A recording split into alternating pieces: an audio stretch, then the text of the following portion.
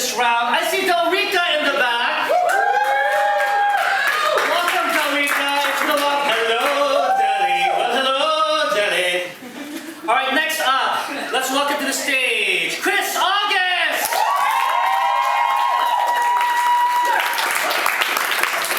This should be a letter to the 24 cops who have pulled my ass over in the past 2 years alone.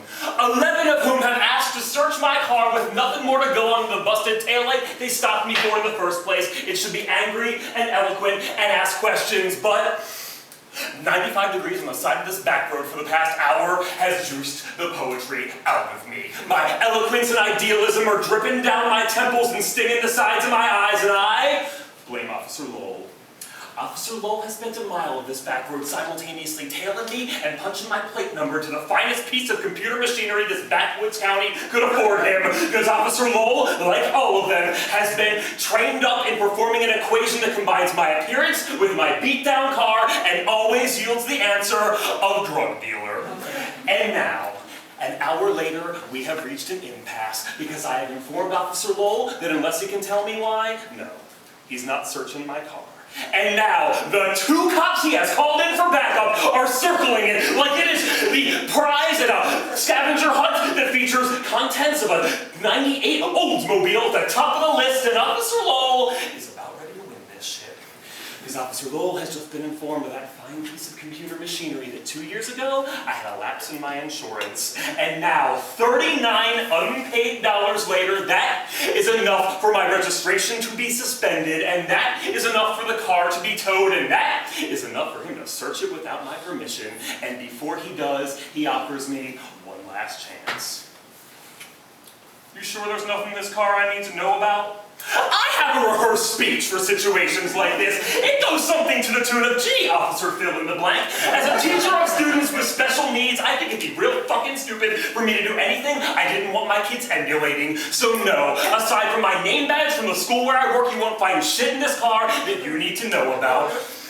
But I have determined that Officer Lowell doesn't even deserve this speech. So instead, I tell him how sad it is that he shows so little trust for the very people he is supposed to be protecting. And Officer Lowell tells me he doesn't trust anyone. And lied to too many times, seen too much, so half an hour of searching yields nothing. Except for a change in Officer Lowell. And I don't know what it is. When he returns, he tells his backup they can leave. He's comfortable waiting for the tow truck alone with me. I have never seen a cop do this before, not even sure they are allowed to. When they leave, he calls me to the side of his patrol car, leaning in through the open passenger window. His air conditioning is the first relief I have known in 2 hours. There's been something on Officer Lowell's mind ever since he saw my name badge dangling from my rearview like a memory or a nagging voice. He tells me, I have a son who almost went to that school we work.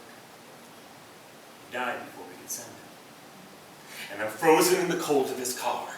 I tell him I'm sorry. He tells me it's all right. He tells me how to get my car back, the impound lot, the DMV. He offers me a ride if I need one, says he's going that way anyway, and I want to tell him I'm sorry. I'm sorry you and I look different. I'm sorry your son is never coming back. I'm sorry the world is so profoundly fucked up that it took both of us 2 hours to start caring about each other at all. I'm sorry we don't bear the burdens of appearance. Teacher inside, unkempt hair and beard, grieving father suffocating within the blue and the badge of his job, but those words don't belong in this conversation. So leaning one last time into the cool kiss of his car, I look into Officer Lowell's eyes, human and blue, and simply tell him, thank you for trusting me. Nice.